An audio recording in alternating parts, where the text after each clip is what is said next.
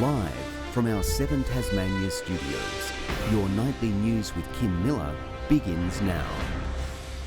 Good evening, everyone. Hundreds of workers have been blindsided by the closure of the Avery nickel mine on Tasmania's west coast.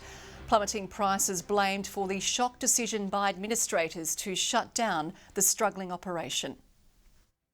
Workers at the Avery nickel mine near Zeehan thought it had a bright future until last night, told they'd soon no longer be needed. It's fair to say that employees have been blindsided by the company announcement. The mine has a troubled history. Closed in 2009, it roared back to life in late 2018, falling into administration 5 years ago. Receivers pulling the plug yesterday, a devastating blow to 200 mostly local employees. The loss of any employer in a regional economy is really, really bad news. All of these employees have left secure employment to take up positions at the Avery mine, so they're going to be in a very difficult situation. A key component in batteries, nickel is in demand. Tasmania's Minerals Council pointing the finger at a flood of cheap nickel from Indonesia diluting the price, hoping a stable market will allow the mine to one day trade again. For now, though, workers face an uncertain future. We'll engage with that workforce, and we are also working closely with other mines and miners in Tasmania who may be looking for people to ensure that we don't lose those jobs. There isn't capacity for other mining operations to take on 200 employees in Tasmania, but there are some vacancies that are available. Nick Kelly, 7 Tasmania News. And more jobs could be on the line, with tyre retailer Bow Repairs also expected to close. Bow Repairs' parent company is planning to move to a new model which could impact 7 Tasmanian stores. Up to 100 stores nationally are set to close, costing more than 700 jobs. The retail chain is now owned by Goodyear Dunlop Tyres Australia. It's understood an attempt to sell the business to a rival retailer fell through. The business was founded in 1922 by Sir Frank Bow Repair. Tasmania is inching closer to a state election. Former Liberal John Tucker has once again threatened to bring down the state government, rejecting ultimatums made by the Premier a week ago. Breaking his silence for the first time, the Lions MP says while he's willing to talk, the potential new agreement is unacceptable in its current form. Silent for a week, John Tucker has had issues larger than his hat to ponder.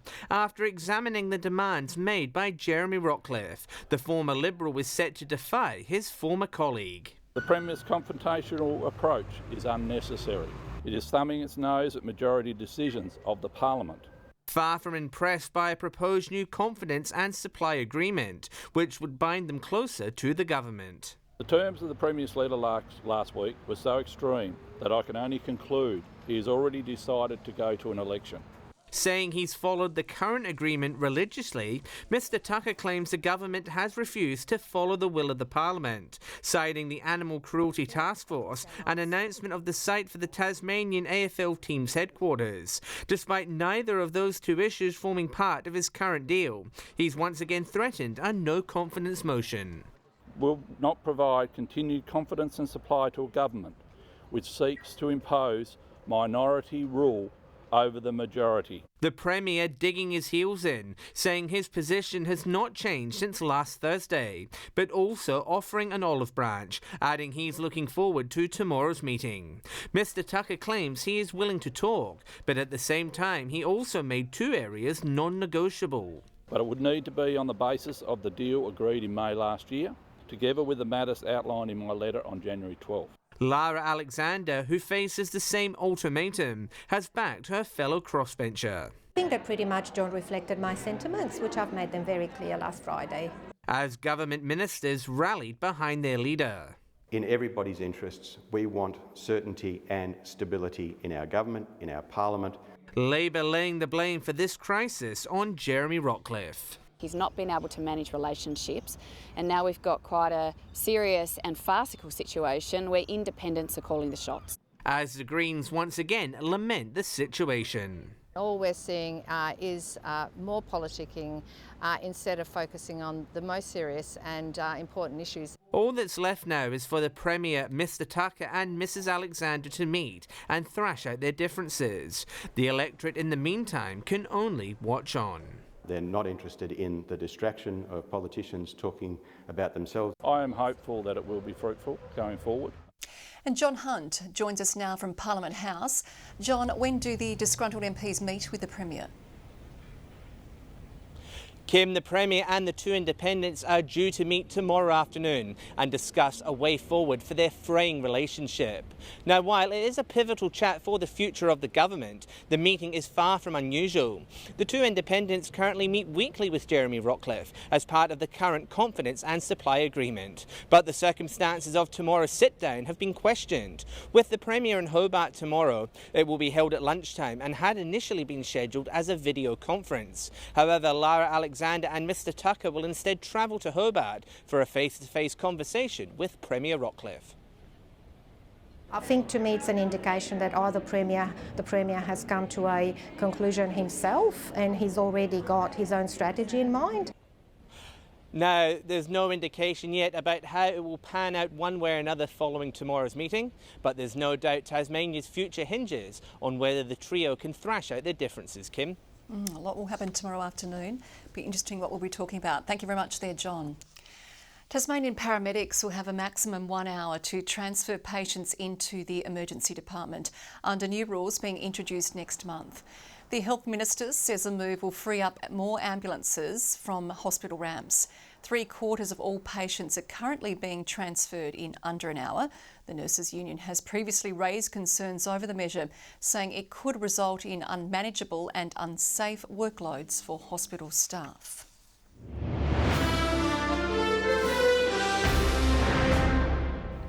The man convicted of abusing Grace Tame has had his current legal case delayed once again.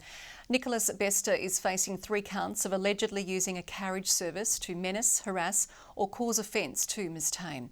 He appeared in person for the hearing at the Magistrates Court in Hobart, where his lawyers asked for an adjournment while a report is prepared. The case will return to court in April. State Labor continues to call for more childcare options, arguing right to information data shows there are more than 500 places on a wait list for before and after care in the Clarence municipality alone, parents having to adapt as they wait for a spot for their child.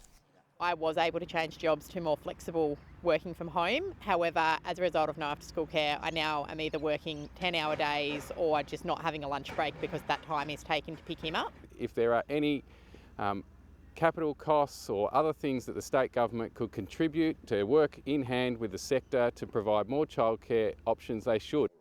The state government says there are arrangements which see schools work with childcare providers and is flexible in assisting families wherever it can. A new program is hoping to provide stable accommodation for some of Tasmania's most vulnerable. Carinia's Youth Tenancy Program, working to ensure young people don't fall through the cracks.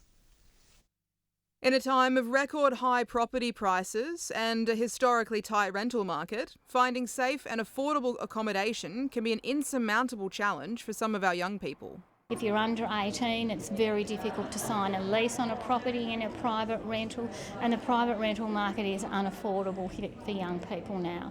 Carinia Young Women's Service provided 1,900 nights of accommodation to at-risk youth in Launceston in the last financial year, a surge of demand of almost 25%.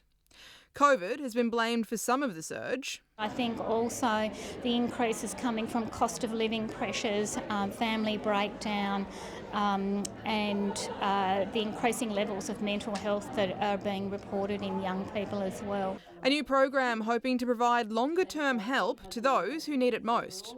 The KITE program offering 12 new properties to young people aged 16 to 24. So this isn't just about crisis accommodation, this is about a longer-term approach to providing a home. The initiative will provide tenancies of up to 2 years so participants can really get on their feet. It doesn't matter at what stage in their life they're at.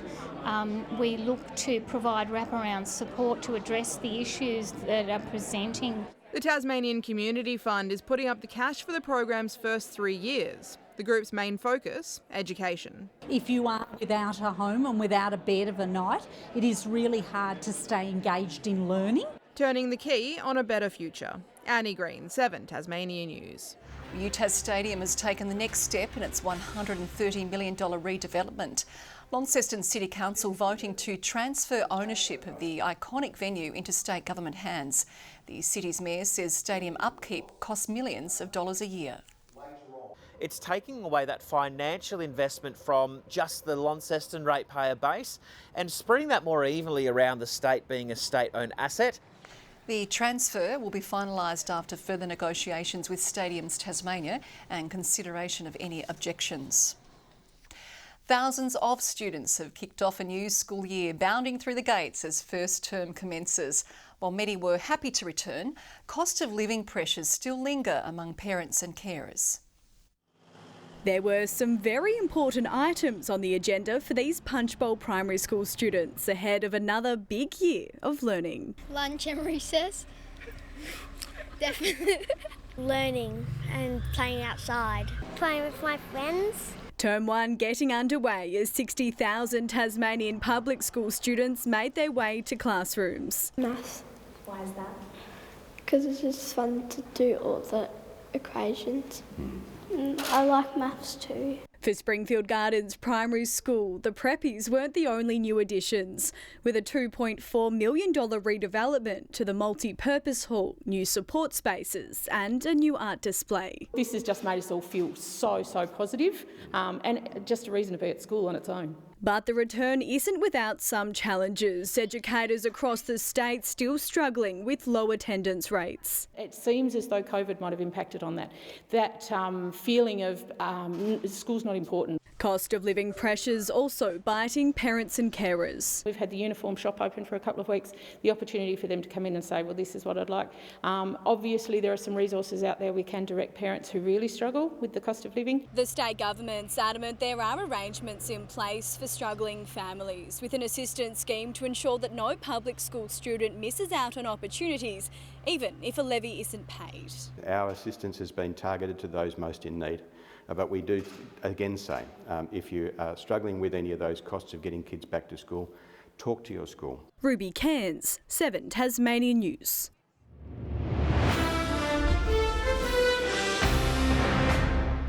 Mitch Marsh will be carrying out his captain duties at arm's length, absent from the Aussies' final training session at Blunston this morning after testing positive for COVID. For Matthew Wade, the return to top-level cricket has been a bit of a shock to the system, especially after limited Sheffield Shield action through a back complaint. But the 36-year-old is keen to face the Windies on his home pitch. It's been a long time since I've played a game for Australia down here, and yeah, really exciting about the crowds that turned up for the Hurricanes this year. Felt like the atmosphere was getting back into the stadium, and fingers crossed tomorrow night we can pack it out and create that same kind of atmosphere out there. Tomorrow night's T20 at Blunston follows Tuesday's ODI fizzer, which lasted just 30 overs. In Brisbane, the Tigers have made quick work of the Bulls, sending them packing after just 35 overs for 150 runs. The Tigers themselves, though, dropping several quick wickets this evening. They seem to be in the driver's seat, though. A short time ago, they were 3 wickets down, trailing by 58 with 32 overs to go.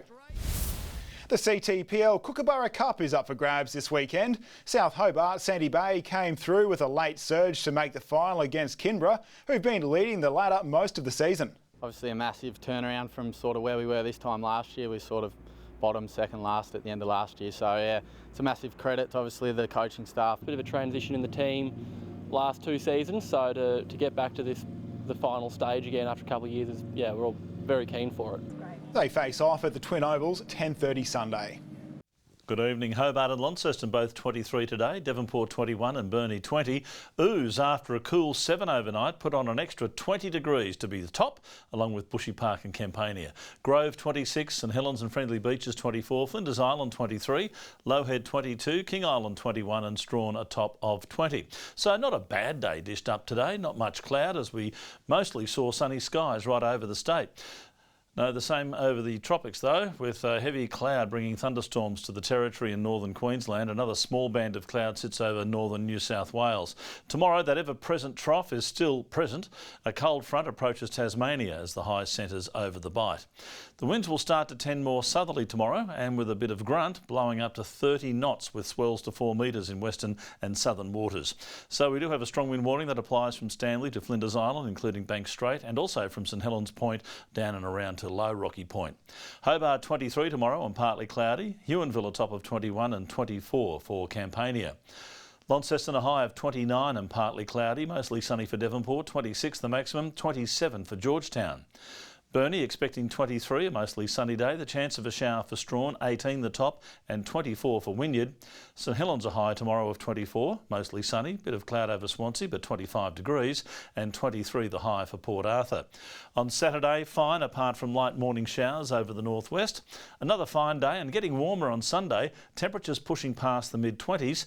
And on Monday, warmer again and sunny. Hobart 29 for Regatta Day, Launceston 31 and Swansea 32.